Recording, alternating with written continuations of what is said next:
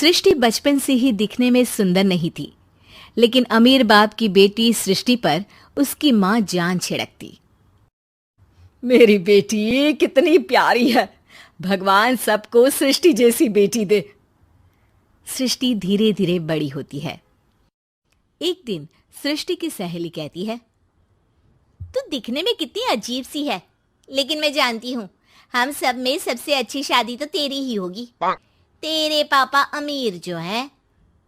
और बता नहीं सकते यार, दहेज तो हर कोई देता है, ये क्या ज्यादा ले जाएगी अपने पति के लिए?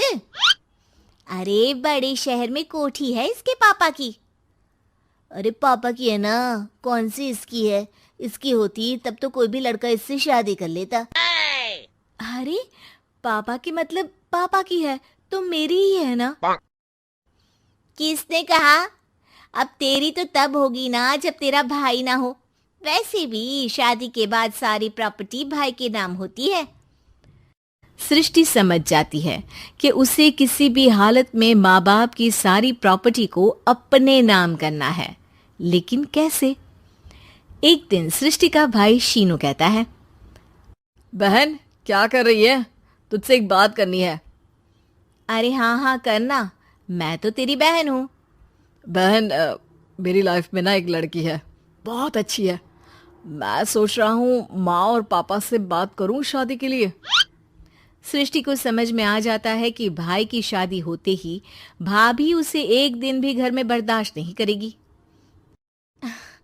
क्या बात है भाई, बताना कौन है वो? यार वो बहुत अच्छी लड़की है, पढ़ी लिखी है, मेरे साथ जॉब भी करती है। बस एक प्रॉब्लम है। प्रॉब्लम? क्या प्रॉब्लम है भाई?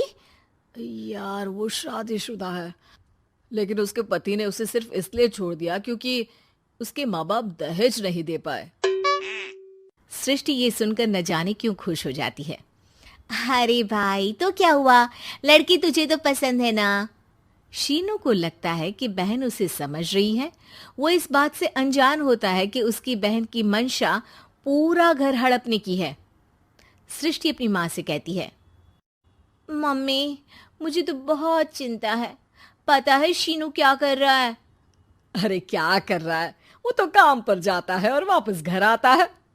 नहीं ना माँ, वो यही तो नहीं कर रहा, बाकी सब कर रहा है।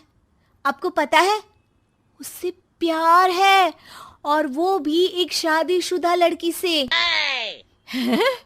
ये क्या हो गया? मैं सोसाइटी में क्या मुंह दिखाऊंगी? अरे तेरे पापा तो यही कहेंगे कि मैंने ही उसे बिगाड़ दिया है। माँ देखो, मेरी बात मानो, पापा पर भी विश्वास करने की जरूरत नहीं है। अब आप ही बताओ, पापा इतनी देर घर के बाहर रहते हैं क्यों? बोलो। अरे बेटा वो तो नौकरी करते हैं ना। तू बहुत भोली है माँ। पापा का ऑफिस तो 7 बजे खत्म हो जाता है, लेकिन देखो कितनी देर से आते हैं। अरे नहीं बेटा, ऐसी कोई बात नहीं है। सृष्टि माँ को एक औरत से बात करते पिता की फोटो दिखाती है। देखो माँ कैसे हैं पापा, मैं ना कहती थी कि पापा सही नहीं है। मैं तेरे पापा से बात करूंगी, दे फोटो मुझे। ओ माँ, वो तो डिलीट हो गई। लेकिन चल, तूने तो देख लिया ना, पापा से बाद में बात कर लेना। और हाँ, मेरा नाम बिल्कुल मत लेना। हाँ माँ। अब क्या था, सृष्टि के माँ और पिता के बीच झगड़ा होना शुरू हो जाता है। सृष्टि के मन में क्या चल रहा था कोई नहीं जानता था। एक दिन, माँ सृष्टि के लिए एक लड़का देखा है, वो लोग शाम को उसे देखने आने वाले हैं। और हाँ माँ, एक खुशखबरी, मैं और पापा मिलकर एक नया बिजनेस ट्राई कर रहे हैं। शाम को लड़का आता है, सांवले रंग का। सृष्टि को तो बिल्कुल भी पसंद नहीं आता। लड़की की माँ कहती है, लड़की का चेहरा तो कोई खास नहीं, लेकिन अगर मेरे बेटे को आप लोग सेटल कर दें तो मैं उसकी शादी आपकी बेटी से करवा दूं। सृष्टि को लड़का बिल्कुल पसंद नहीं था। उसे भाई पर गुस्सा आ जाता है। लड़के वालों के जाने के बाद कहती है, माँ देखा शीनू मेरे लिए कैसा लड़का लेकर आया, न दिखाने लायक न सुनने लायक, सेटल भी नहीं, वो भी हम करे। अरे माँ, मैं जानती हूँ ये मेरी शादी किसी भी घर में क्यों करवाना चाहता है। अरे कैसी बात कर रही है बहन, तूने तो देखा ना, लड़के को मैंने ही मना कर दिया तुझसे शादी के लिए। जिसने लड़का बताया था उसने उसकी बहुत तारीफ की थी।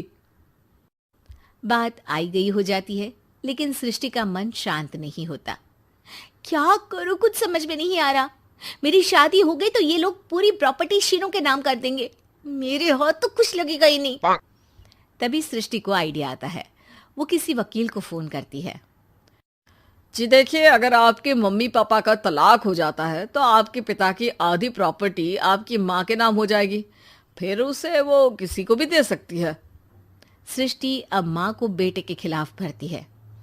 माँ, शीनू पर नजर रखा करो, वो जिस लड़की के प्यार में है ना वो शादीशुदा है।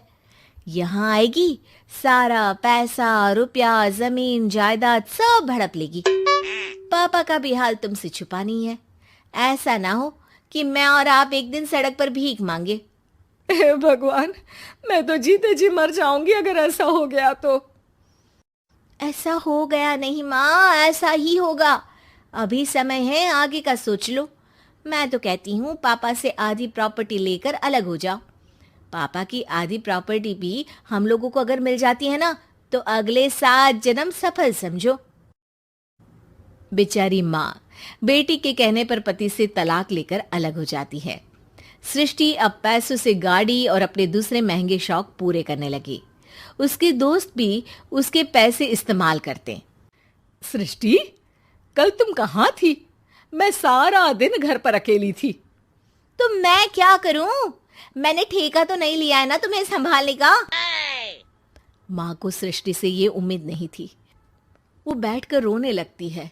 वहीं उसका पति यानी कि सृष्टि के पिता आ जाते हैं।